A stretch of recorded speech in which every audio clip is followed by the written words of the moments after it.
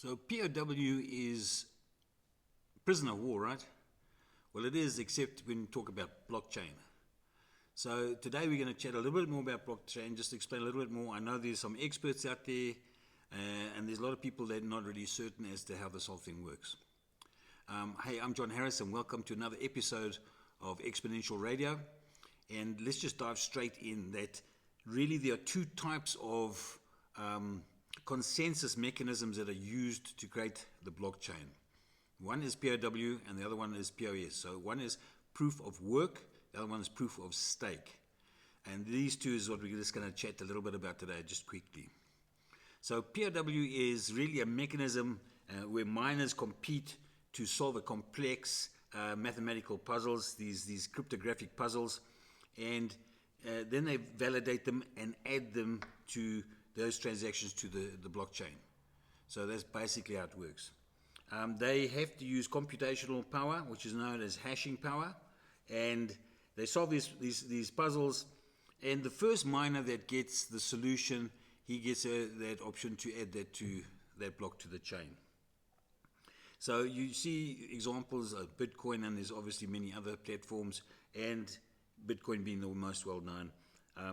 But it requires big compute power and a lot of energy, a lot of electricity.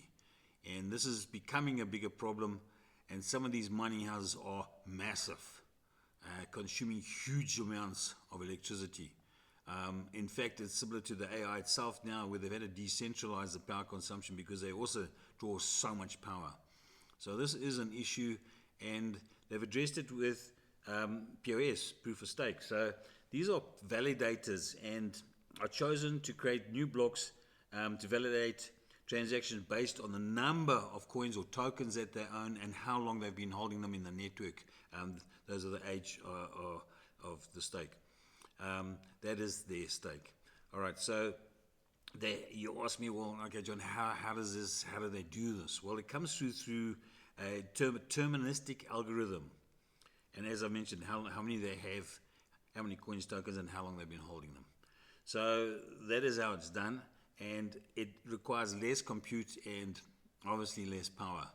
So this is a good thing, and you've got people that have gone onto these for that very reason, or starting that with that parameter. Validators have to have, what they do, they have skin in the game, and that makes it why they really want to make it successful. A proof of work is really, a POW is really like a talent show with a group of dancers, and they all work very hard.